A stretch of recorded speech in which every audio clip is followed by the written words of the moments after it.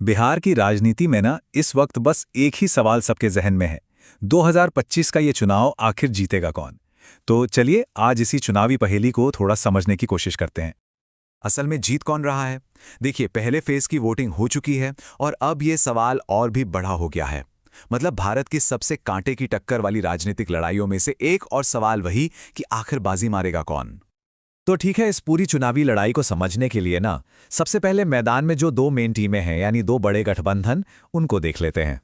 एक तरफ तो है एनडीए यानी नेशनल डेमोक्रेटिक अलायंस। इसकी कमान है मुख्यमंत्री नीतीश कुमार के हाथ में और जाहिर है पीछे बीजेपी की पूरी ताकत है। और इनको टक्कर दे रहा है महागठबंधन, जिसका चेहरा है उनके मुख्यमंत्री पद के उम्मीदवार आरजेडी के तेजस्वी यादव। अब इस चुनाव की सबसे दिलचस्प बात जानते हैं क्या है? ये पूरी की पूरी लड़ाई ना सिर्फ दो आइडियाज, दो नैरेटिव्स के बीच आकर टिक गई है। तेजस्वी यादव का कैंपेन एक ही चीज पर फोकस कर रहा था, नौकरी और पलायन। उनका सीधा सवाल था कि 20 साल से एनडीए सत्ता में है, फिर भी बिहार के युवाओं को काम के लिए बाहर क्यों जाना पड़ता है। और उनकी रैलियों में जो युवाओं की भीड़ जुट रही थी ना, उससे साफ था कि ये मुद्दा लोगों को क्लिक कर रहा है।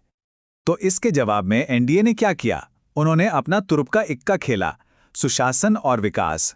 उन्होंने अपने लॉ एंड ऑर्डर के रिकॉर्ड की बात की, इंफ्रास्ट्रक्चर प्रोजेक्ट्स को गिनाया और कहा कि देखिए, हम एक स्थिर सरकार देते हैं, वो पुराना जंगल राज नहीं।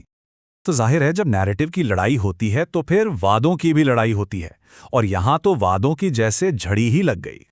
महागठबंधन ने बड़े और सीधे वादे किए, जैसे कि कानून बनाकर हर परिवार को एक सरकारी नौकरी देना और 200 यूनिट बिजली फ्री देना। अब इसके जवाब में एनडीए भी पीछे नहीं रहा।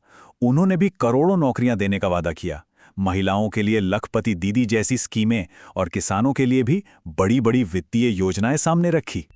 चलिए अब वादों से हटकर जरा जमीनी हकीकत को देखते हैं, और यहीं आकर ना ये पूरी कहानी और भी कंफ्यूजिंग हो जाती है। सबसे पहला क्लू, पहले फेज का वोटर टर्नआउट।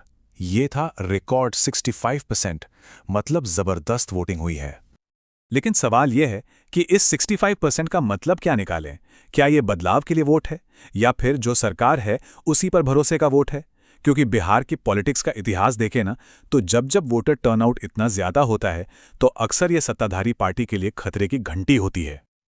और ये पहेली यहीं पर और गहरी हो जाती है। देखिए, एक तरफ तो जितने भी ओपिनियन पोल्स हैं वो कह रहे हैं कि एनडीए चुनाव जीतने के लिए फ्रंट रनर है, लेकिन जब लोगों से पूछा जाता है कि वो मुख्यमंत्री किसे बनाना चाहते हैं तो सबसे ज्यादा पसंद तेजस्वी यादव को किया जा रहा है। कमाल का विरोधाभास है ना? मतलब लड़ाई बिल्कुल साफ है, एक पॉपुलर लीडर और एक भरोसेमंद माने जाने वाले गठबंधन के बीच। तो अब वोटर के सामने चॉइस क्या है? क्या वो अपने पसंदीदा नेता के साथ जाएंगे या फिर एनडीए के उस पूरे मशीनरी पर भरोसा करेंगे जो सरकार चलाने का अनुभव रखती है? तो इन सारे उलझे हुए संकेतों को एक साथ रखकर देखें तो आखिर नतीजा क्या निकल सकता है? पलड़ा किसकी तरफ भारी है? देखिए, अगर हम विश्लेषण करें तो 3 बातें हैं जो महागठबंधन को थोड़ी बढ़त देती हुई दिखती हैं। तो हाँ, आरजेडी वाले गठबंधन के पास मोमेंटम तो है, लेकिन ये रेस इतनी ज्यादा क्लोज है, इतनी ज्यादा टाइट है कि सबसे ज्यादा मुमकिन नतीजा एक हैंग्ड असेंबली का लग रहा है। मतलब ऐसी सिचुएशन जहां किसी भी एक तरफ को क्लियर मेजॉरिटी नहीं मिलेगी। और हंग असेंबली का सीधा सा मतलब होता है कि कोई भी गठबंधन अपने दम पर सरकार नहीं बना सकता। इसके लिए जरूरी 122 सीटें किसी के पास नहीं होंगी, और तब शुरू होगा जोड़ तोड़ का खेल। और यहीं पर हम इस चुनाव के सबसे बड़े और आखिरी सवाल पर आ जाते हैं कि अगर कोई क्लियर विनर नहीं हुआ तो फिर किंग मेकर कौन बनेगा? वो कौन होगा जिसके हाथ में सत्ता की चाबी होगी? क्योंकि तब बिहार का भविष्य ये छोटी पार्टियां तय करेंगी।